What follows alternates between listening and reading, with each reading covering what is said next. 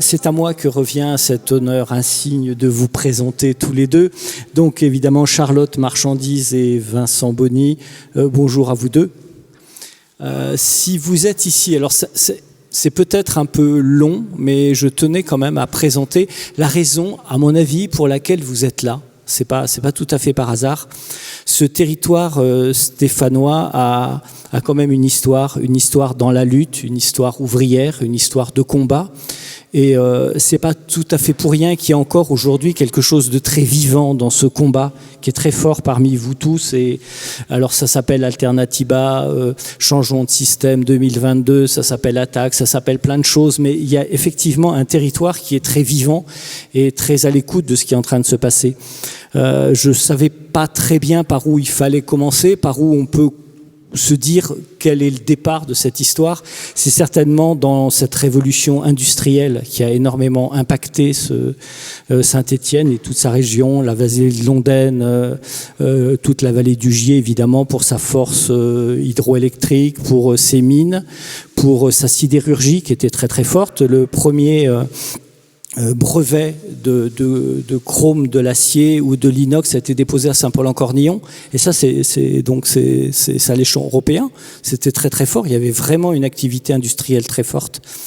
Mais qui dit activité industrielle dit aussi je ne sais pas comment on peut dire, mais cette violence de ce capitalisme industriel qui était extrêmement dur pour ces ouvriers. Beaucoup de luttes se sont engagées à ce moment-là. Et si Saint-Étienne, par ses mines, Saint-Étienne, par sa sidérurgie, a nourri ce pays qu'est la France, en même temps, elle a beaucoup souffert de quelque chose qui est d'ordre de l'avidité, donc de ce capitalisme industriel. On retrouve des noms absolument essentiels. Moi, je voulais vous parler de Michel Rondet, qui est un jeune homme qui a fait de la Ricamarie une commune. C'est lui qui a décidé qui a voulu que la Ricamarie soit une commune. Cet homme, ce tout jeune homme à l'époque d'ailleurs, a aussi envie de créer la fraternelle. Alors je ne sais pas si ça vous parle, mais la fraternelle, c'est une première sécurité sociale. Donc tous les ouvriers du bassin de l'Ondaine mettaient un peu d'argent tous les mois, et quand un décédait, quand un ouvrier était malade, quand il y avait des difficultés, à ce moment-là, ils se réunissaient dans une vraie intelligence collective en disant tiens, on a un de nos camarades qui est en souffrance et il faut aider sa famille. Cet argent servait à ça.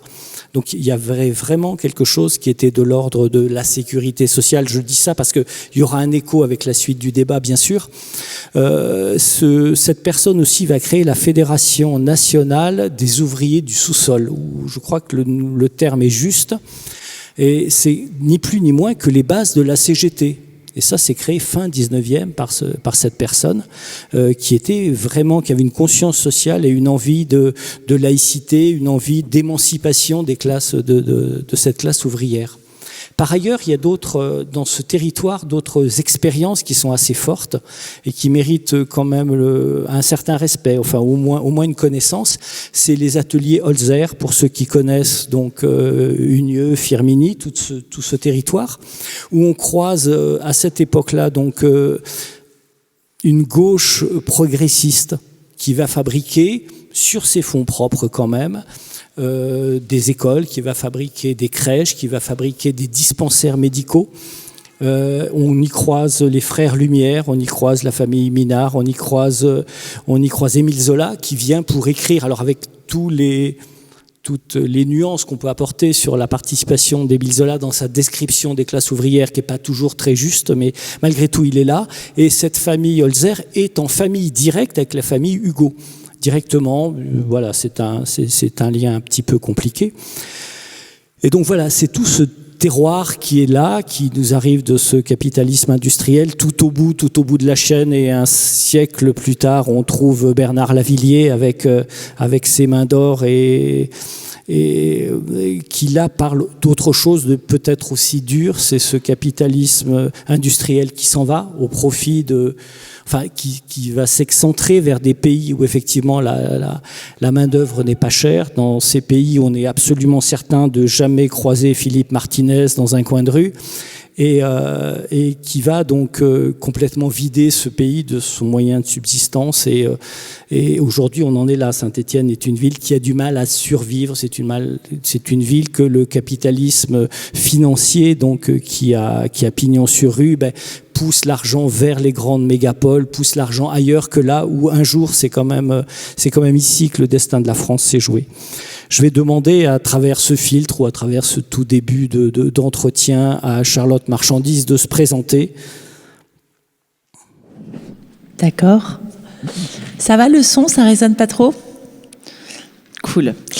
Alors bonjour à toutes et à tous, je suis ravie d'être là. En plus, j'ai jamais eu l'occasion de venir à Saint-Étienne. J'ai fait déjà une petite campagne nationale en 2016, mais on n'avait pas fait Saint-Étienne, donc c'est ce que j'adore en fait en campagne. Je suis pas fan de la politique en général, de la partie de toute une partie de se mettre en avant sur les réseaux sociaux. En revanche, rencontrer des gens, je pense que c'est l'essence de ce qui fait que je continue à faire de la politique, même si j'ai dit que j'avais arrêté. Et donc, je commence par un petit sondage. Qui a une bonne opinion de la politique? Qui aime la politique ici? La politique. Ah, quand même. On sent qu'on est un public... Le zonage est amusant. C'est ceux qui sont de ce côté-là. Les autres, pas du tout. J'ai rien dit. Alors, c'est la montagne ou c'est les Girondins?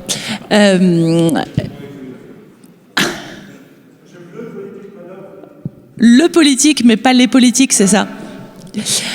Je dis ça parce que moi, j'ai commencé à m'engager dans le monde associatif au lycée, donc ça date un peu, notamment sur les questions de santé sexuelle et reproductive, de droits des femmes, de lutte contre les violences, et puis sur les maladies, hein, le sida, VIH. À l'époque, on était quand même sur des grosses urgences.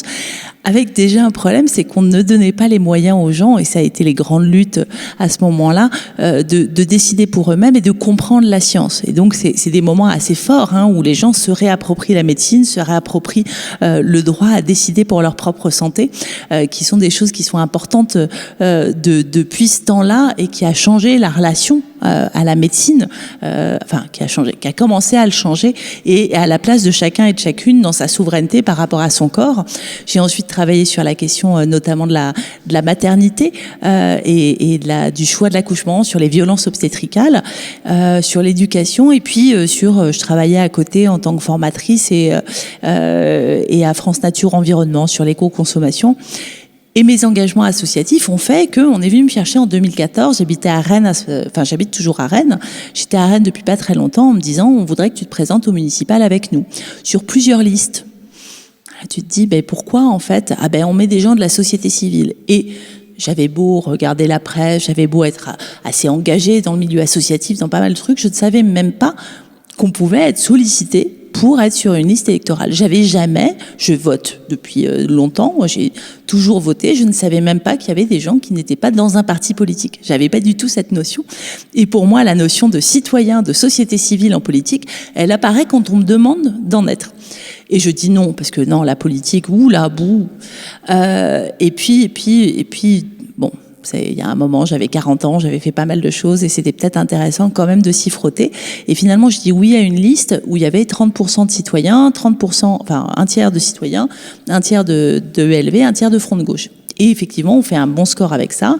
Et il y a une alliance avec le PS qui se discute, hein, ça va très très vite, la nuit entre le moment où on doit faire la liste pour le second tour. Et là, en fait, la société civile, on n'était pas prévu dans la négociation. Et on dit, en fait, on voudrait être là. Ah bon? On est un tiers. Ah oui, mais c'est entre les partis. Et on dit, non, en fait. Et c'était même pas pensé. C'est vraiment pas une critique. Et je suis pas contre les partis à aucun moment. Je pense que la relation entre les partis et la société doit changer et doit évoluer. On est 99% de Françaises et de Français à pas être encartés dans un parti politique, à être sollicités, à avoir une place en politique qui nous est proposée par les partis. Moi, j'ai été élue grâce aux partis. Et pourtant, cette relation, elle n'est pas pensée. Elle n'est plus pensée, elle n'est plus explicitée. Et donc, c'est comme ça que je me retrouve embarquée dans cette histoire. Et parce que je suis une femme, hein, c'est quand même une des vraies raisons sur lesquelles on vient me chercher. Et c'est comme ça aussi que je me retrouve adjointe. Alors, je me retrouve maire adjointe à la ville de Rennes, déléguée à la santé et l'environnement, puisque j'ai cette expérience et je n'ai aucune idée de ce que je dois faire. Vraiment, J'ai pas, à ce moment-là, j'ai même pas fini mes études, j'ai pas une licence, et j'ai aucune idée de comment fonctionne une mairie. Et puis, on a un programme électoral, mais la façon dont on décline ce programme dans la réalité d'une équipe, 45 agents, des quartiers, etc., on n'en parle pas. Donc je me renseigne, je réfléchis, je travaille avec les groupes qui ont mené la campagne, mais ils disent maintenant t'es élu, tu décides. Tu dis je décide comment? Et donc c'est là d'où part ma réflexion, et j'y reviendrai après, parce que tout mon engagement politique, c'est comment je décide, sur quelle base, sur quelle science, et puis sur quelle participation des gens. Et quelle participation de quels gens? Parce que si je vais chercher un conseil de quartier, on n'est pas dans la diversité. On voit bien d'ailleurs ce soir, on n'est pas dans une complète diversité de la population, en termes de génération, en termes de diversité d'origine, etc. Alors après, je présume pas d'où vous venez les uns et les autres, et les unes et les autres, mais on n'est quand même pas dans cet équilibre-là. Et donc, c'est ce qui m'a amené d'abord à poser des questions, à m'ancrer dans des réseaux autour de la démocratie, notamment du municipalisme, et à me rendre compte à un moment, en 2016, que c'est super, on peut faire plein de choses au niveau local, mais on est très vite bloqué sur cette question présidentielle. Je raconte la présidentielle maintenant, ou on le garde pour le deuxième tour? Plus tard. Plus tard pour la présidentielle. Voilà, alors, ça laisse le suspense. Oui, ce municipalisme, tu penses à des expériences espagnoles notamment, qui sont beaucoup plus fortes que chez nous, évidemment. Vincent, c'est à toi de nous dire qui tu es, tout simplement. Donc, ici, je suis un peu dans mon terroir. Oui, tu es chez toi, oui, évidemment, tu es chez toi. C'est un certain nombre de gens qui me connaissent, donc je ne vais pas passer trop de temps. Bon, effectivement, militant à Alternatiba, c'est dans les derniers engagements, après avoir été gérant d'une Biocoop en gestion collective. Donc la question de la gestion collective, du mode économie collective, qui est économie alternative, tout ça, c'est des questions qui m'ont amené à monter cette Biocoop qui est aujourd'hui en scope en gestion collective, avec une bonne partie des CDI qui sont qui sont co-gérants. Et moi, j'y suis plus. Enfin voilà, c'est le principe de la coopérative, ça peut tourner.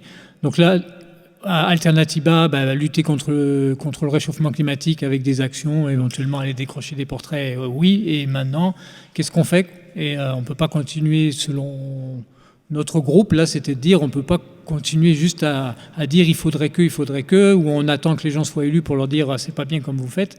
Qu'est-ce qu'on veut vraiment faire, voilà. Et de là, parallèlement, on s'est engagé dans Plus Jamais Ça, donc qui est un regroupement qui, à la fin de la première phase de Covid, donc des organisations comme Oxfam, Attac, Greenpeace, et j'en passe, sont regroupées avec des syndicats comme la CGT ou Solidaire, pour dire qu'est-ce qu'on peut avoir comme projet, nous, en tant qu'organisation citoyenne et syndicale, ensemble, à la fois sociale et écologique. Et sur Saint-Étienne, on s'est mis à travailler parce qu'on avait eu une réunion, une conférence qui avait été organisée sur Saint-Étienne sur les 75 ans de la Sécu, où s'étaient retrouvés à la fois des organisations, des associations et des syndicats. Et on voyait évidemment que la question de sécurité sociale était quelque chose qui résonnait dans les esprits de plein de gens. Et sur cette base de la Sécu de 45, où c'est les gens qui gèrent un budget qui organise la réponse à leurs besoins. Voilà.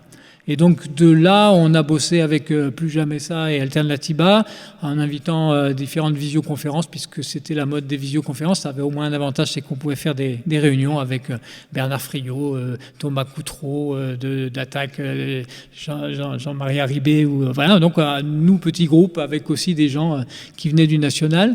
Et on a travaillé donc sur la question de la sécurité sociale et de l'alimentation, qui était un des exemples d'extension de la Sécu, au-delà de la reconquête de la Sécu sur la santé. Il y avait un gros travail qui a été fourni déjà depuis pas mal de temps. Il y a ici Mathieu Dalmec qui fait partie de ceux qui sont très investis dans ce développement de ce projet, sécurité sociale et alimentation. Et donc là, l'idée, c'était de dire, mais pourquoi s'arrêter là? Comment on peut imaginer quelque chose d'étendu sur l'ensemble des besoins fondamentaux, sur la base de... on prend en main ce dont, pour répondre à nos besoins, c'est nous qui l'organisons. Quand je dis nous, c'est les citoyens. Donc il faut voir quelles organisations démocratiques, pour pas être effectivement toujours avec les mêmes, parce que c'est un piège. Donc il y a des choses avec le tirage au sort, des choses comme ça. Il y a peut-être des choses à inventer, à mélanger, surtout à croiser, pour permettre que tout le monde participe. Et l'idée vraiment là, avec la sécurité sociale et écologique universelle qu'on a fini par par élaborer, c'est de dire il faut qu'on assure un plancher social fort pour tous, toutes et tous, y compris les gens qui sont migrants. Et c'est ensemble qu'on va décider de comment on fait descendre l'impact écologique. Et si on le fait par en haut, par des décisions qui viennent de je ne sais quel groupe, administration, je ne sais quoi, et ça pèse sur ceux qui sont en bas de l'échelle, c'est un fiasco. On a vu ce que ça faisait avec les Gilets jaunes. Donc là, l'idée, c'est vraiment de mobiliser ensemble, à tous les niveaux et en partant du bas vers le haut, les gens sur comment on organise l'économie sur une autre base que l'économie de marché et du profit, et comment on répond avec ça à nos besoins essentiels, et comment ensemble on arrive à descendre fortement, parce que c'est pas juste une bricole, l'impact écologique, la destruction des écosystèmes, la biodiversité et la dégradation du climat. Donc Vincent, excuse-moi de te couper, j'avais demandé de te présenter toi, mais manifestement tu n'as pas envie du tout d'écouter ce que je te demande, ce qui n'est pas dramatique. Il y en a d'autres dans cette salle qui ont un peu tendance comme ça à décider du chemin de fer à suivre. Donc voilà, on a compris qui tu étais.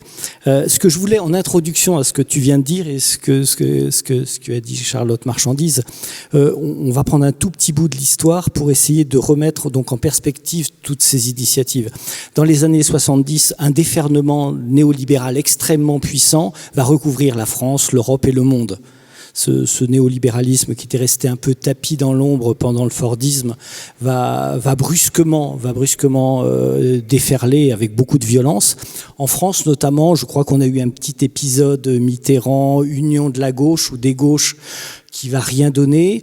Les syndicats, dans les années 90, se rendent bien compte que, essayer d'interpeller le capital sur ses urgences ou ses volontés de défense du salariat sont complètement vaines. Déjà, donc, le capital est tellement puissant qu'il n'a plus besoin de négocier. Et c'est la société civile dont tu parles qui va brusquement dire, bon, puisqu'il n'y a pas de solution institutionnelle, puisqu'on n'est jamais représenté par personne, on va, à travers des associations, à travers des ONG, à travers des collectifs, commencer à essayer de respirer par nous-mêmes et de proposer donc des solutions. Alors, Barbara Stiegler va parler de communautés résistantes, on va parler d'archipels, il y a énormément de vocabulaire qui va se créer à ce moment-là pour parler justement de cette volonté de la société civile de reprendre un pouvoir dont elle a été vraiment totalement exclue et depuis on est dans cette perpétuelle remise en cause de discussion entre ces collectivités, entre ces communautés qui sont différentes et qui cherchent, je dirais, quelque chose qui est peut-être de l'ordre d'une identité commune. Parce qu'il y a quelque chose au fond de ça qui est toujours la même chose, peut-être une sorte d'affect qui vient de loin et qui a envie de se trouver, de se définir. Et c'est là que le combat notamment de Charlotte Marchandise a tout son sens et c'est vraiment là que je la retrouve. Si tu veux bien nous parler de... Je veux bien.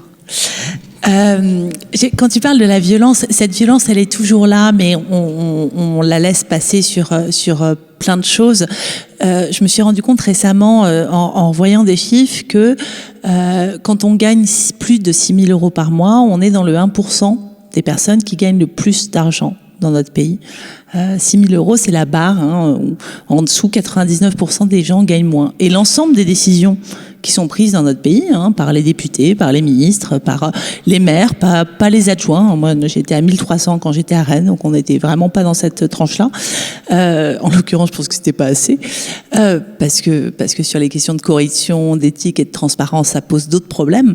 Mais on a un vrai décalage complet entre la réalité des gens qu'on sent tout le temps. On a un mépris incroyablement fort. Moi, ce qui me fait très peur, c'est que les partis dans lesquels je pourrais me reconnaître, on va dire de la famille des gauches et de l'écologie, peuvent parfois témoigner du même type de mépris. Et ça, moi, ça me pose un vrai problème parce que il me semble que ce qui meut le politique, c'est d'avoir confiance dans les gens. C'est de dire, en fait, la démocratie, c'est parce qu'on a confiance dans le fait que les gens ont des choses à dire et qui sont légitimes à ça. Et tout le combat qu'on a mené, c'est ce combat de légitimité, alors qu'était d'abord de moi réussir à me sentir légitime, à pas me sentir une totale imposture dans cette histoire. Et ça commence donc en 2016 avec la primaire.org qui dit, au fond, on est 99% de citoyens et de citoyennes non encartés. On n'est pas content puisqu'on est de moins en moins à aller voter. Réapproprions-nous la présidentielle. Et donc, c'est 2 personnes qui lancent cette primaire citoyenne pour les élections de 2016 où tout le monde peut être candidat. Et on se disait qu'il y aurait un peu des figures, des mouvements sociaux, des mouvements climat qui seraient dessus. Et puis en fait, assez peu, il y a plein de gens qui ont des projets parfois un peu baroques même, on peut le dire, assez divers qui se présentent. Globalement, quand même, c'est un projet démocrate et il y a, je pense, 80% des gens qui sont plutôt sur le socle de la démocratie, de l'écologie et de la justice sociale. En revanche, il y a 250 hommes et 8 femmes. Et là, c'était dur. Et là, je me dis, je fais quoi, en fait, tu vois? Et c'est là où c'est le premier geste en disant, si je regrette la place des femmes en politique, ça fait 2 ans que je suis élue, je suis présidente d'un réseau national et international à travers les villes santé.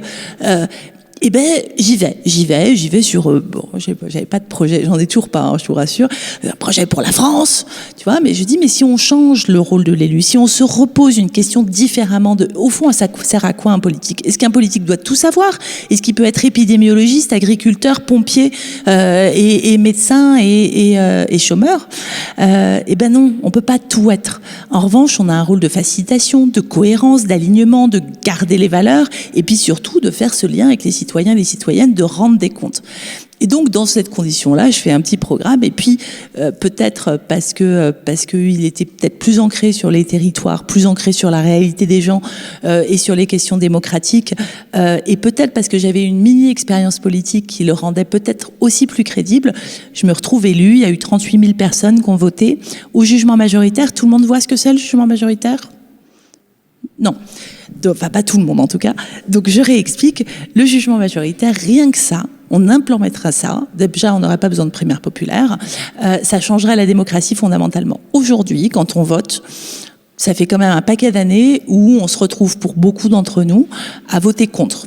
C'est-à-dire, admettons, alors je donne des noms complètement au hasard. Mon candidat, c'est Poutou. Et je veux vraiment que Philippe Poutou soit le candidat. Sauf que si je vote Philippe Poutou, je sais qu'il risque de pas être au 2e tour. Et le plus proche, c'est Mélenchon. Et j'ai pas envie de voter Mélenchon, mais si je veux avoir une chance d'être au 2e tour, je vais voter Mélenchon. Alors que c'est pas mon candidat de cœur. Et tout le monde fait ça. On est tous dans des espèces de stratégies de 2e tour. Ça ne représente pas. Et puis il y a l'autre stratégie qui, ça fait quand même, 10 ans, 20 ans qu'on nous dit que l'extrême droite c'est le vote de rejet. Et donc quand les gens ils sont pas contents, ils votent extrême droite parce que c'est le vote de rejet.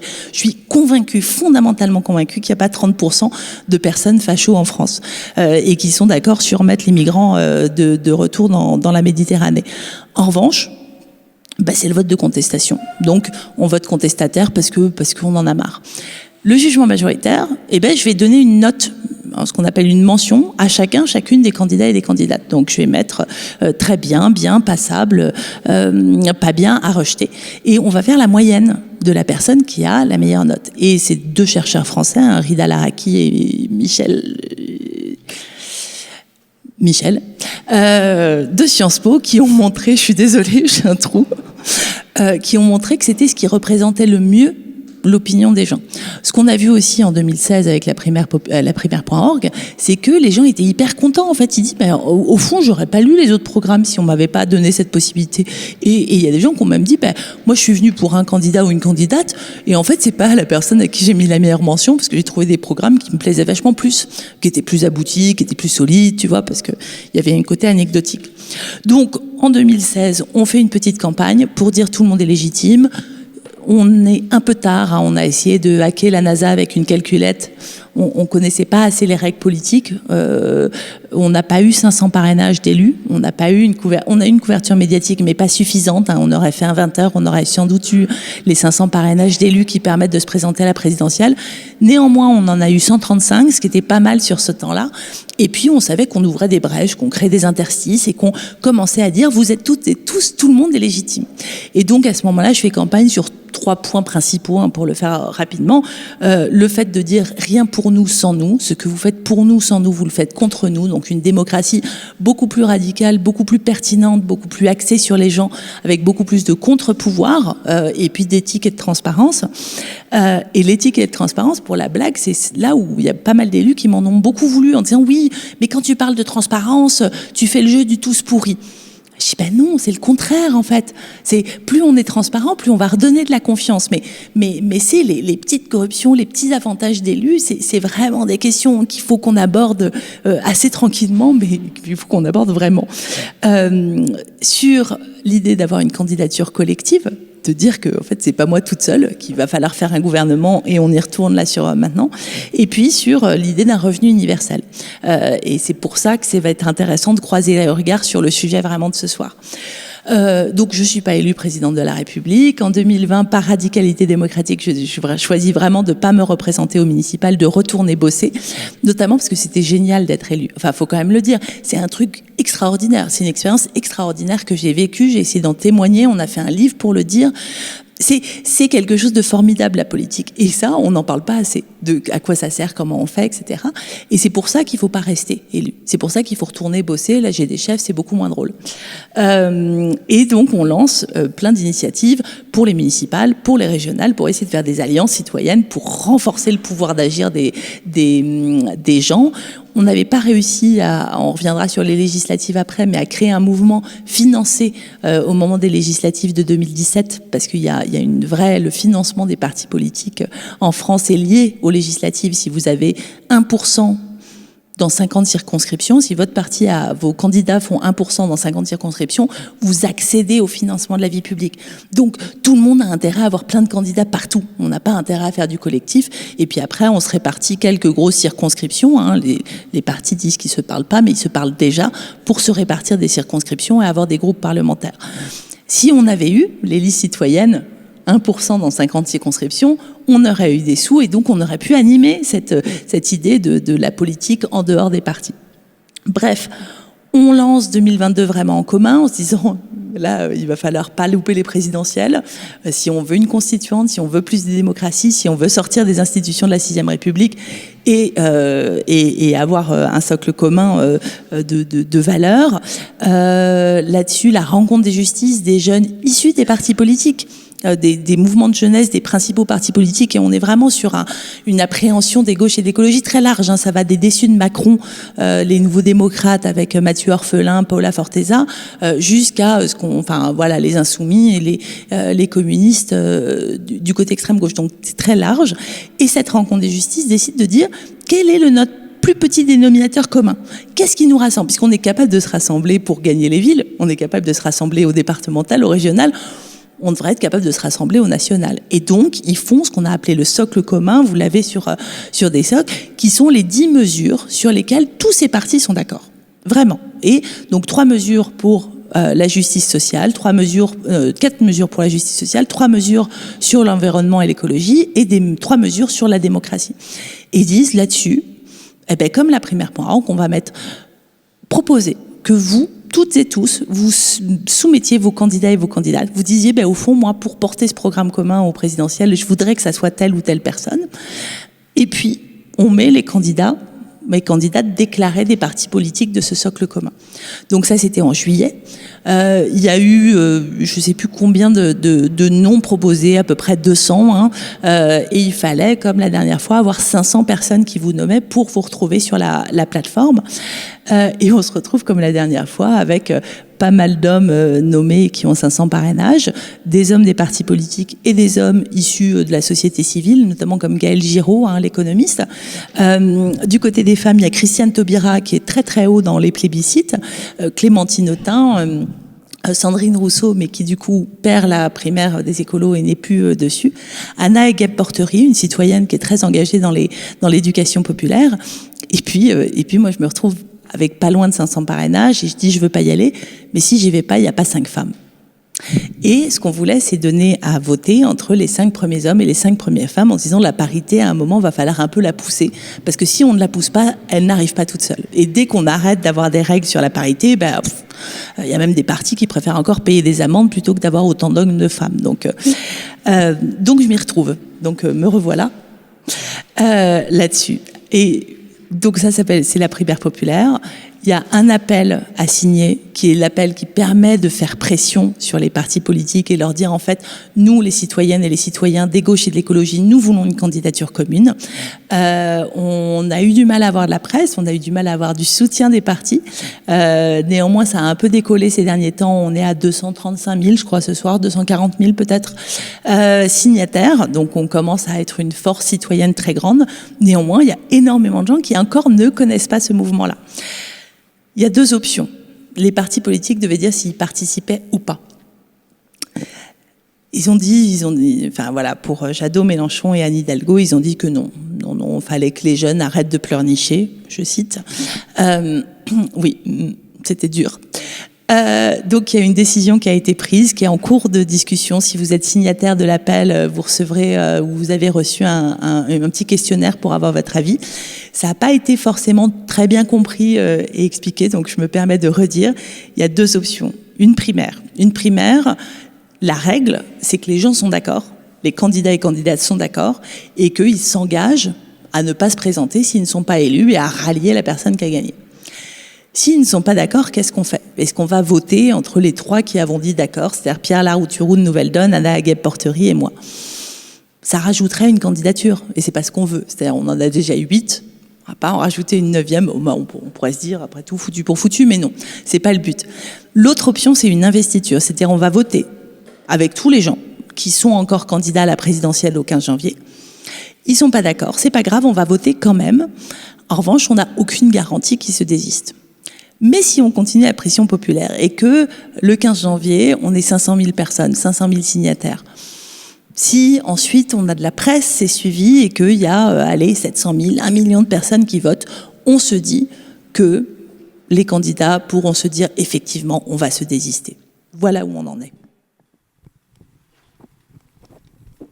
Alors si on a de la presse, en sachant que la presse en France est entièrement conditionnée par quelques milliardaires qui, à mon avis, n'ont absolument pas envie de te suivre, ni la primaire populaire, mais on pourra peut-être en reparler. Vincent Bonny, bien que tu aies déjà un peu entamé ton capital démonstration de la primaire populaire, et pour ce qui te concerne toi, c'est plutôt donc la sécurité sociale universelle, écologique et universelle, un concept, une idée, moi, qui m'est particulièrement sensible, parce que à l'âge que j'ai des parents qui ont 80 ans, qui sont nés avec la sécurité sociale et qui partiront entièrement protégés par elle.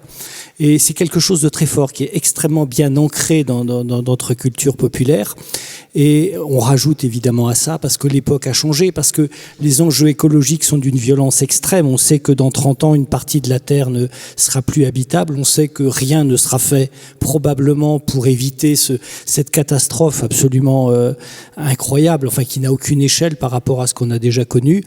Et donc toi, tes amis d'Alternativa, de Changeons de système 2022, vous proposez quelque chose qui enroule énormément d'initiatives qui sont peut-être parfois désordonnées, et j'ai trouvé que ce coin que vous mettiez dans la réalité extrêmement pertinent, est intelligent, et d'un seul coup libère des choses, permet effectivement de se dire tiens, ça cet angle-là est extrêmement juste, il est bien et il est probablement fédérateur. Enfin, c'est juste mon avis, mais je sais que tu vas le défendre avec passion.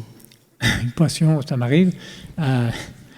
Fédérateur, alors on aimerait bien. Le problème, c'est qu'on est déjà la sécurité sociale de l'alimentation. Ça fait combien d'années que vous travaillez? Il est où, Mathieu? 3 ans déjà, au moins, de travail, de popularisation du concept, de comment ça pourrait fonctionner, tout ça, avec différentes organisations, et que même ça c'est quand même du gros travail qui a été fait, et ça commence à être connu par un certain nombre de gens, mais certainement pas tout le monde. Alors évidemment qu'avec le projet là d'extension plus large, on est sur quelque chose qui a priori est très peu connu. Voilà. C'est une ouverture qui est faite. C'est d'abord un cadre, ça ne définit pas tout comment ça pourrait marcher, mais l'idée c'est de dire, essayons de penser ce cadre plus largement, notamment dans la perspective des élections de 2022. Alors qu'est-ce que, du coup, parce que la question en fait que je trouve intéressante, c'est qu'est-ce qui rassemble, en fait, qu'est-ce qui fait le lien avec la primaire populaire? C'est-à-dire que pour nous, avoir travaillé là-dessus, si c'est pas pour une perspective de mise en œuvre dès 2022, parce que comme le dit Michel, au niveau de la planète qui brûle par tous les bouts et pas simplement écologique, il y a une urgence extrême. Donc on ne peut pas laisser passer les années, et encore 5 ans et machin. Donc c'est maintenant qu'il faut le faire. Alors même si on part avec peu de recul, on s'appuie sur le travail qui est déjà fait autour de l'alimentation, et c'est le moment de faire émerger des projets où on va parler aux gens de ce qui les concerne au quotidien et de comment ils peuvent se le réapproprier. Et donc, de fait, on arrive, on va dire, trop tard pour être dans les programmes des différents partis politiques, mais je dirais que la sécurité sociale de l'alimentation a un peu du mal à rentrer dans les partis politiques, même si dans les programmes des partis politiques, même si là, il y a des ouvertures qui commencent à se faire. Et nous, c'est une conviction, après on n'est pas obligé de la partager, mais que si on n'a pas le droit de jouer au loto et de se dire peut-être qu'on pourrait être au deuxième tour si je fais bien sa campagne, et même en étant divisé, il y en aura peut-être un de nous qui sera au premier tour et on pourra faire l'union après. Pour moi, c'est jouer au jeu d'échecs dans une situation où personnellement je pense qu'on n'a pas le droit de faire ça. Voilà, c'est un peu criminel de laisser des échappatoires possibles. Il faut tout faire pour gagner, pour passer au premier tour et au deuxième tour. Et donc c'est comme ça qu'on arrive à la primaire populaire avec quelque chose. Alors du coup, on est rentré, nous, au niveau de changement de système 2022. On ne s'appelle plus Alternatiba parce que Alternatiba Nationale souhaitait pas s'impliquer dans la question de la primaire populaire et des élections. Voilà, c'est un choix, après plutôt une organisation de lobby plus citoyen plutôt que d'implication politique. Mais donc ce groupe changeant de système 2022, on est rentré dans le CO, donc le comité d'orientation de la primaire populaire. Et les derniers, alors effectivement, les communications sont pas très faciles là ces derniers temps parce que il faut d'abord on n'est pas tous. Enfin voilà, il y a plusieurs organisations là-dedans, il y a plusieurs personnes et il faut mettre tout le monde d'accord sur des temps extrêmement courts et avoir un discours très percutant et précis qui soit compréhensible par tout le monde. Là, on est dans un petit moment un peu de flottement. Après, ce qui se dégage dans les dernières réunions du CO, c'est quand même une envie, du comité d'orientation de la primaire populaire, c'est une envie forte de se dire, est-ce qu'il n'y aurait pas une option, si c'est faire une votation entre, je reprends un mot suisse, j'aime bien les Suisses, entre les différents candidats des partis politiques pour savoir quel est le meilleur. En fait, c'est pas pour ça on n'a pas fait tout ce travail pour en arriver là. Par contre, on aimerait bien nommer, par ce vote qui aura lieu fin janvier, nommer la candidate et peut-être une équipe qui s'engage pour aboutir à ce rassemblement d'union, mais pas une union au rabais, une union qui va vers on prend les choses en main à la hauteur et au niveau de ce qu'il faut faire par rapport à la situation. Et du coup arrive une idée qui circulait beaucoup samedi dernier en réunion nationale, c'était Christiane Taubira qui est en tête du plébiscite là pour les choix qui ont été faits pour les 10 premiers par les parrainages. Si Christiane Taubira, c'est totalement cohérent avec les discours qu'elle tient ces derniers temps, si François Ruffin, et ça serait assez cohérent avec les discours qu'il a tous ces derniers temps, se mettaient ensemble avec peut-être Pierre Larouturou, Charlotte, Anna et pourquoi pas Gaël Giraud, si sur une perspective comme ça, il jouerait peut-être le jeu. Il a dit qu'il ne voulait pas être président de la République, mais faire une équipe qui va travailler et qui serait mandatée par 200 000, 300 000, 400 000, 500 000 personnes pour aller négocier quelque part, pousser les partis politiques à faire une vraie union, qui soit pas un truc au rabais où on met un bout de programme de l'un et de l'autre pour faire un compromis, et où les citoyens ont leur place, parce que là il y a des forces citoyennes et il y a des personnalités qui ont des choses à amener en termes de projets, de programmes. Et bien construisons-le ensemble, ce programme, à partir de ce que les uns et les autres ont pensé, y compris les partis politiques. Je ne suis pas du tout, moi, du genre à dire les partis politiques, ils n'ont pas fait le travail. Je ne suis pas un déçu, a priori, des partis politiques. Il y a un certain nombre de programmes, moi, qui me plaisent bien. Après, le problème, c'est qu'il faut les construire ensemble et avec les gens. Et c'est pas faute pour certains. Tous essayent de le travailler avec les gens, mais les gens, en fait, on les connaît pas, les gens. C'est un peu compliqué, les gens. Mais voilà. En tout cas, c'est de trouver des structures qui puissent permettre le plus possible ça. Et là, la primaire populaire nous semble engagée vraiment dans cette perspective-là. Et là, sur ce vote fin janvier, s'il y avait cette candidature un peu hors cadre par rapport aux partis politiques et leur logique de candidature à l'élection, qui soient nommés non pas pour gagner les élections à la place des autres, mais pour aboutir à l'union et au rassemblement, eh ben, ça serait bingo, ça serait notre We have a dream. Voilà, c'est notre rêve. Pour l'instant, on a que des signaux qui disent que ça pourrait être possible. On n'a pas de certitude, mais voilà, ça fait partie des choses qu'il va falloir négocier très vite. Et en fait, l'équipe opérationnelle de la primaire populaire, qui sont vraiment à fond dedans, ils travaillent mordicus là-dessus parce que ça leur paraît vraiment pertinent. Et de se dire, là, on pourrait peut-être ouvrir une brèche. Et alors nous, dans notre petit truc de changement de système pour revenir à la sécurité sociale écologique universelle, si on se met à travailler sur des projets qui ne soient pas uniquement un aménagement entre les programmes des uns des autres, on peut peut-être aussi amener des projets comme celui-ci, comme celui de la sécurité sociale de l'alimentation qui est lui-même plus poussé que le nôtre, pour les amener sur la table en disant, voilà, qu'est-ce qu'on fait demain si on est aux manœuvres, quoi. Qu'est-ce qu'on fait demain de ce projet de 6e République et comment on en fait vraiment un tremplin pour une innovation démocratique, pour une innovation aussi au niveau écologique et social, parce que dans la situation où nous allons aller, il va falloir innover des choses qu'on n'imagine même pas dans des situations qu'on n'aurait pas envie d'imaginer, mais qui nous sont relativement clairement définies maintenant par les scientifiques. C'est défini et ce sera imposé par la force des choses. En vous écoutant, je pense à René Char qui dit on est dans l'inconcevable, mais avec des amers éblouissants. Il y a quelque chose de fulgurant dans cette envie de refabriquer un autre monde. Ceci dit, il reste 4 mois pour renverser une idéologie néolibérale quasi planétaire qui évidemment est très implantée dans le monde de l'entreprise, mais aussi dans la haute fonction publique, c'est une évidence, et qui a totalement corrompu le monde politique. On voit bien que aujourd'hui, la tête de l'État est tenue quand même par des néolibéraux et au service de très, très, très grandes entreprises.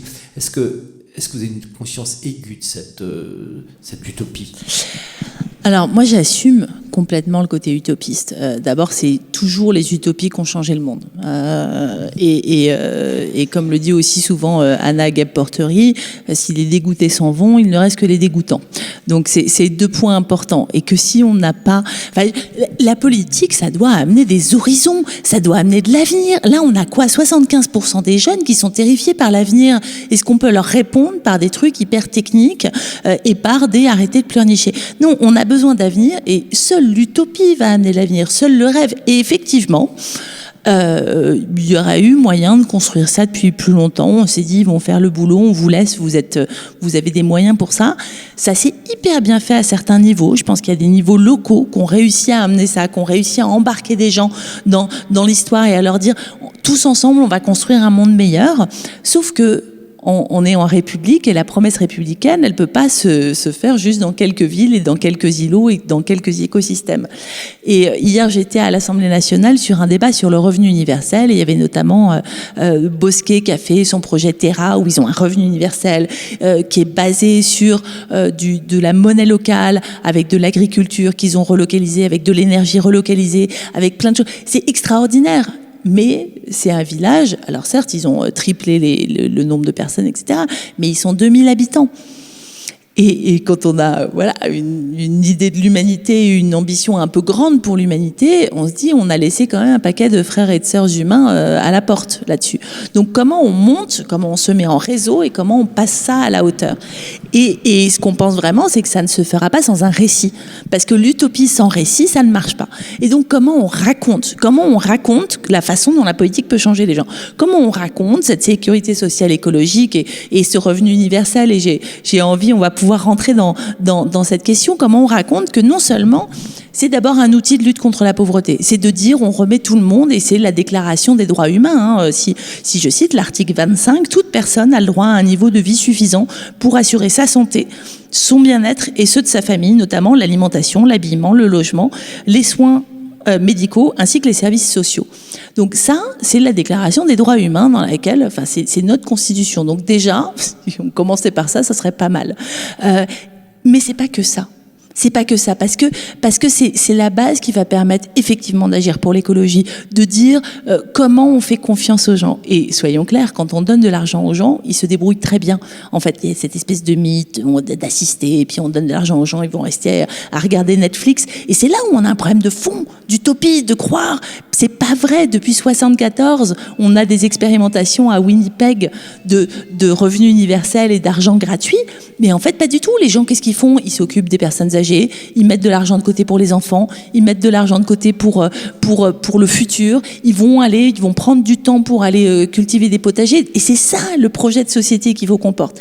Et c'est un projet de société, il faut qu'on le porte dans l'utopie, mais il faut qu'on le porte dans le réel. Et ce qui est important dans ce qu'on développe et dans la partie plus technique, c'est de dire c'est possible. C'est possible avec une réforme de la fiscalité, c'est possible avec une réforme du partage de temps de travail, avec la relocalisation de l'agriculture, et tout ça c'est possible. Il faut qu'on soit capable de le rendre vivant et de montrer que c'est pas du tout un truc où il y aura jamais, ça va coûter un pognon de dingue, etc.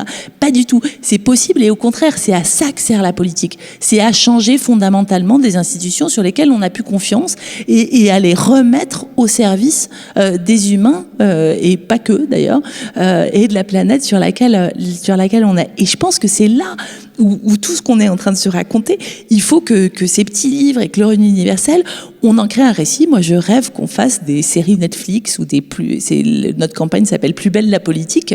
On me dit, ça ressemble un peu à Plus belle la vie. Je dis, justement, oui, exactement. Ça passe sur TF1. Et oui, faut qu'on sorte de Arte. Faut qu'on soit populaire réellement. Et c'est ce que j'aime dans l'idée de primaire populaire. C'est comment on raconte à des gens qui ne vont plus voter que la politique peut changer leur vie. Et je redonne, juste pour finir, une mesure qui, à mon avis, serait, avec le jugement majoritaire, capable de changer les choses. S'il n'y a pas 50% de gens qui vont voter à une élection, on annule l'élection. Et pas que du vote blanc, en quorum. Là, en région Bretagne, notre président de région, il y a 6% des gens qui ont voté pour lui. Il est élu, tranquille, quoi. Et à ce moment-là, on ira chercher les gens. On va créer un récit émancipateur qui dit « venez voter », parce qu'en fait, c'est vachement bien de venir voter. Aujourd'hui, il y a vraiment un truc où ça n'intéresse pas, parce que chacun mobilise ses militants et ses militantes, et que tous ces abstentionnistes, on ne sait pas très bien pour qui ils vont voter. Et donc, je pense que voilà, ce qui est vraiment une nouvelle carte écologique, une carte vitale, c'est une image qui peut être très forte si on arrive à la raconter, à travers des gens, à travers des expériences. À Saint-Étienne, à Mamoudzou, à Mayotte, en Guyane, à Rennes, à Gomené. Si on arrive à raconter ça, on embarquera les gens. Et donc, dans 4 mois, c'est possible. Il faut juste qu'on se dépêche un peu. Il faut se dépêcher. J'ai l'impression qu'on nous a tellement vendu notre impuissance. J'ai l'impression qu'il y a un travail de sable qui est fait pour nous dire on est totalement impuissant par rapport à toutes ces forces économiques, toutes ces forces industrielles, et que de toute façon on peut rien faire, et qu'il faut rester lucide coûte que coûte. Et à force de nous raconter ça, on est au bord d'un effondrement. Cette fiction est totalement folle, elle est totalement déraisonnable, et elle n'a aucun avenir. Mais on continue vraiment de nous dire, et les élections sont flagrantes aujourd'hui, de nous dire qu'il n'y a pas d'autre issue que ce qu'on vous propose. Vous êtes néolibéral ou extrême droite, et vous avez le choix entre ces deux folies-là, et il n'y a aucun espoir de pouvoir penser autre chose. Et c'est pour ça que tous les deux, je vous remercie d'être là, je vous remercie de vous battre et de continuer d'éclairer ces ténèbres néolibérales qui sont en train de jeter dans une folie collective qui est absolument sans égale sur la planète, parce que là, c'est quand même vraiment l'habitabilité de cette planète qui est remise en cause à très court terme. Vincent, je crois que tu veux parler. Oui. Déjà, j'avais envie de reprendre une petite phrase c'est devenu ma mascotte, Christiane Taubira. Non, mais elle a répondu à cette question. Les journalistes lui disent, mais vous croyez franchement, pensez vraiment que la gauche peut s'unir? Elle dit, mais attendez, depuis le temps que je fais de la politique, si on avait pu dire quelques mois à l'avance ce qui allait se passer quelques mois après, elle dit, j'aurais jamais pu faire tout ce que j'ai fait, tout ce qui est possible d'être fait. Donc, et après, l'autre chose qu'elle dit, c'est pas une question de vouloir au pouvoir. En fait, c'est une question que là, maintenant, au stade où on en est, on doit. Donc, on se donne les moyens et on y va.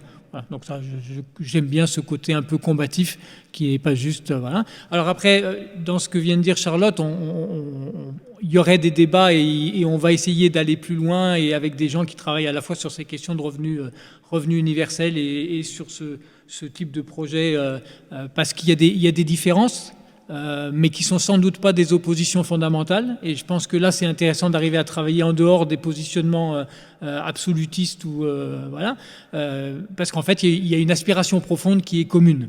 Alors, sur la question de la Sécu, quand même, c'est une structure, c'est-à-dire que c'est pas simplement on laisse les gens, c'est-à-dire on donne une structure, on construit ensemble une structure qui permet à chacun de pouvoir participer à l'élaboration de ce dont on a besoin. Dans une situation où ça va être quand même malheureusement, hein, le grand fleuve tranquille, il est derrière.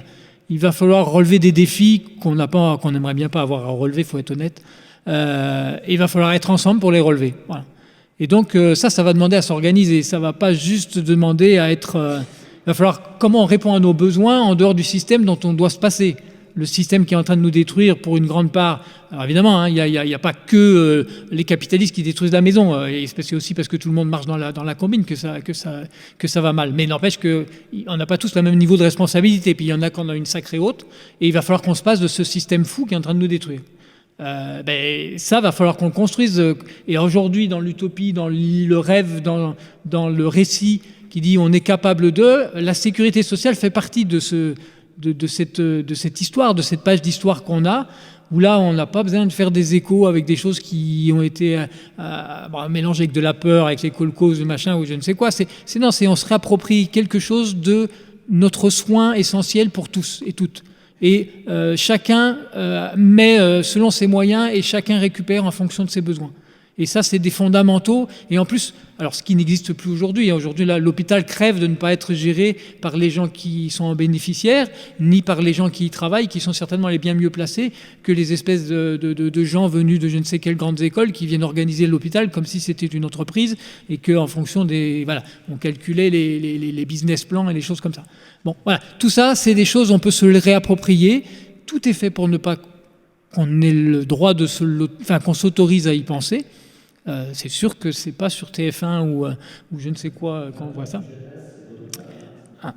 Mais on touche quelque chose. Enfin, Charlotte pourrait témoigner de journalistes a priori étonnants qui viennent s'intéresser à des paroles autres. Quoi, voilà. Donc il y a une brèche. Il y a une brèche qui existe aussi au sein des partis eux-mêmes.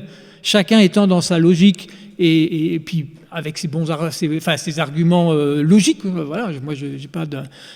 mais aussi à se dire, mais peut-être qu'on est en train de faire une connerie, et qu'il faudrait peut-être qu'on aille voir autrement, et peut-être qu'il y a quelque chose à jouer sur le fait d'une union construite autrement que ce qu'on fait jusqu'à maintenant. Et tout ça, c'est en train de... Là, on est à ce stade-là. Alors effectivement, il reste très peu de temps, mais d'un autre côté, les humains, c'est un peu quand on a le nez contre le mur qu'on peut décider de changer.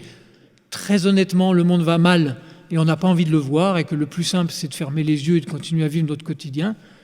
Et là, moi, je le dis pour moi comme pour tout le monde, je pense qu'on est tous un peu pareil, et quel que soit le niveau de conscience et de choix qu'on fait au quotidien, on n'a pas vraiment envie de se coltiner l'ampleur de ce qui nous arrive dessus.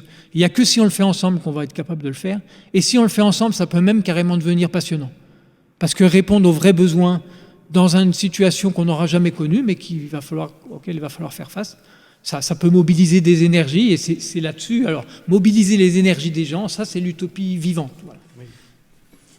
Merci pour cette envolée lyrique absolument... Si, c'était très bien. Et c'est évident qu'on a un monde à fabriquer, qu'on a une fiction, donc ça, tu le dis très bien, je pense qu'on a une fiction à se raconter tous ensemble, et qu'on n'a absolument pas les outils, parce qu'on est totalement conditionné dans cette logique libérale, que ce sont les seuls référents qu'on possède, et que là, brusquement, on a vraiment l'impression que partout, à différentes échelles, dans différents domaines, il y a plein de gens qui cherchent quelque chose. Moi, je dirais c'est une sorte d'identité commune, quelque chose comme ça qui nous pousse dans l'ombre. On ne sait pas très bien quelle forme ça peut prendre, mais je suis convaincu qu'on est en train de la chercher, qu'on la trouve d'ici 4 mois. Je suis pas absolument convaincu pour être tout à fait honnête, mais peu importe. J'ai envie de dire que c'est en marche.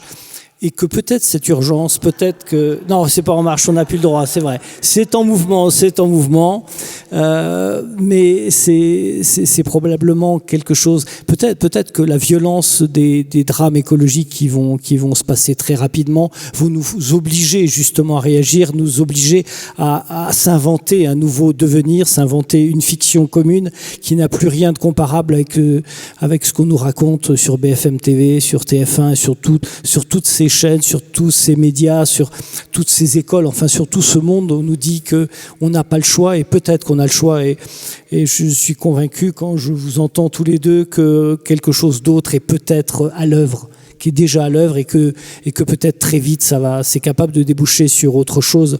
Je pense à Jean Ziegler qui dit quelque chose d'amusant. Il dit, si on avait fait un radio-crochet le 13 juillet 1789 à Paris, et qu'on demande aux Parisiens, mais ta nouvelle constitution, ça va être quoi?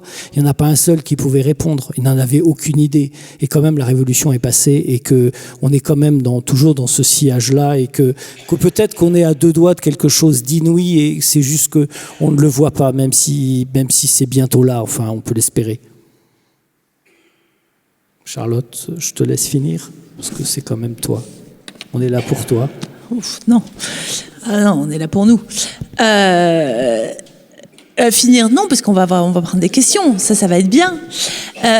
Non, alors, moi, ce qui m'intéresse, je parlais du revenu universel, mais on avait évidemment dans le programme en 2016 mis en place des propositions dans les 4 piliers qui étaient la proposition aussi avec la sécurité sociale. Donc je pense que c'est complètement cohérent, et c'est l'étape d'après, et c'est bien parce que on écrit des choses dans la société civile qui montent et qui sont réappropriées par les partis derrière, mais c'est ok, c'est leur boulot, et c'est ça qui se passe en fait. C'est à un moment, il y avait une logique là-dedans, de créer des idées, d'aller étayer, de théoriser toutes ces idées de la société civile, de dire s'il y a des gens qui savent faire, s'il y a ATD Carmonde, les Passants nous qui travaillent avec les quartiers populaires, comment de toutes ces expériences-là, on en fait quelque chose qui va être utile au niveau politique. C'est ça la politique, c'est aussi aller chercher ce qui existe et puis d'en faire du bien commun, d'arrêter de réinventer la poudre à chaque fois. Et donc c'est ça qui est passionnant. Et ce qui est passionnant aussi, c'est de pas toujours être d'accord, parce que c'est aussi ça le débat politique. Mais comment il se mène et avec qui, c'est sans doute la question. Et c'est là où on en revient à la sécurité de base, au revenu universel, à la façon dont on peut s'engager. Qui peut s'engager en politique? D'abord, on sait, les élus sont principalement des gens qui sont ou fonctionnaires ou retraités. Pourquoi? Parce que, en fait, si t'as été élu, c'est quand même super compliqué de retrouver du boulot après, parce que bout la politique. Pour vous dire les blagues, hier, il y avait 2 personnes qui disaient, oui, moi j'ai fait un TEDx. Vous voyez ce que c'est, TEDx? C'est ces conférences en ligne, là, très formaté. Et on avait donné mon nom à TEDx Rennes. Et ils ont dit, oh là là, non, surtout pas, c'est de la politique. Ou quand j'ai sorti mon livre, j'ai demandé si on pouvait le lancer, qui est quand même pas hyper polémique. Je suis pas la fille la plus polémique du monde. Enfin, je crois pas. Et puis c'est vraiment un guide, c'est comment tu peux faire de la politique citoyenne. Et j'ai demandé à une librairie féministe à Rennes de l'en faire le lancement. Ils ont dit, ouh là là là là, non, pas du tout, c'est politique. Si la maire le prend pas bien, ils sont pas subventionnés ni rien. Mais il y a une peur, il y a une espèce, on a une autocensure. Et c'est pour ça que tout ce qu'on essaye de monter là, c'est de se dire, si la politique appartenait à tout le monde, qu'est-ce que tu ferais, en fait, si c'était un entretien d'embauche, si on demandait au lieu de promesses des compétences, avec des garanties, avec des contre-pouvoirs, avec une période d'essai, enfin, toutes ces questions-là qui vont permettre de s'intéresser à ce qui est fait en réalité. Des indicateurs. Moi, j'ai fait évaluer ma politique publique à la fin de mon mandat. On m'a regardé, mais Charlotte, l'évaluation, c'est les élections.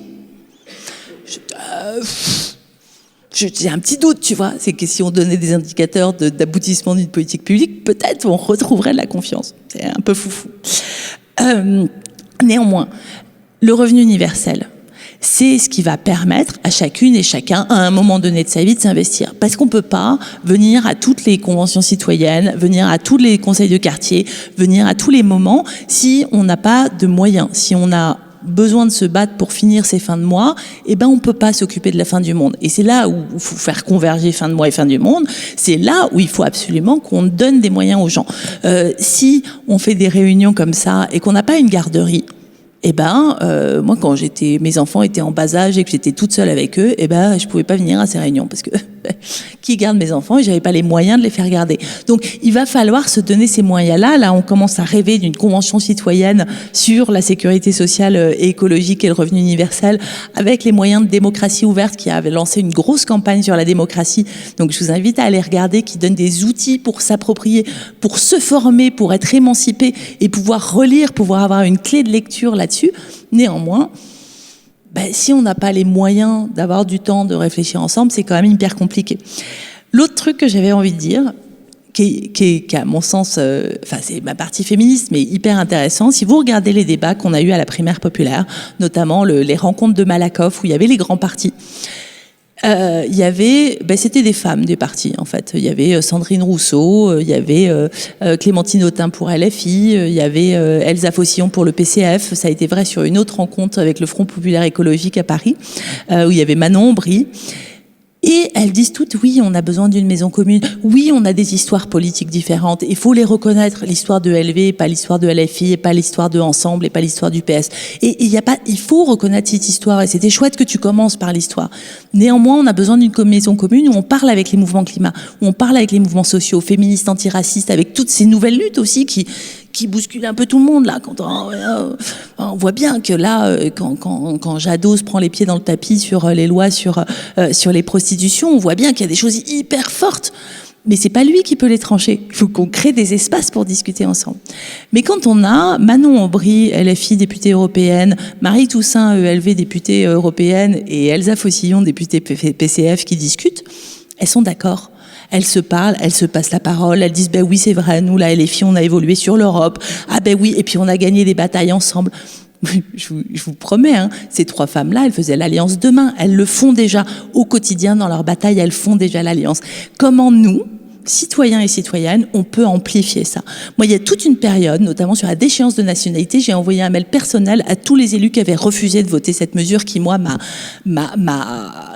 j'ai pas de mots tellement, c'est horrible ce qui s'est passé à ce moment-là.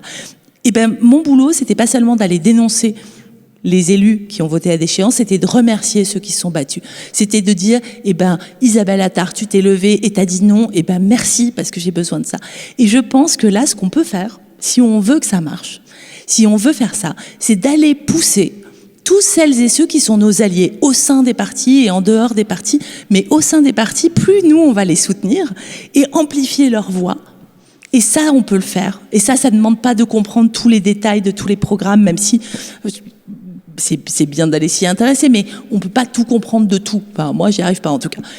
En revanche, on peut amplifier ceux qui font le job. Et ça, aller renforcer le collectif, c'est quelque chose qu'on peut toutes et tous faire, qu'on peut tous faire en sortant d'ici, en disant merci de faire ça, merci de nous donner une autre image de la politique. Et c'est comme ça qu'ils pourront, elles d'ailleurs, avoir le pouvoir d'ébranler un petit peu des grands exécutifs de partis qui ont du mal à se renouveler aujourd'hui parce qu'ils n'ont plus cette écoute, parce qu'ils ont plus de mal à être, et parce qu'ils sont plus dans des petits groupes comme nous aussi. Voilà. Et tu citais René Char, et j'ai envie de dire, à nous voir, ils s'habitueront. Oui, dans le texte, impose ta chance, serre ton bonheur et va vers ton risque, à te regarder, ils s'habitueront. Merci à vous deux pour cet échange généreux et humaniste. Espérons que ces mots finissent par embraser cette campagne présidentielle, la nôtre et toutes celles à venir dans tous les pays du monde. Merci encore à vous tous aussi d'être là et puis on se retrouvera forcément sur la route.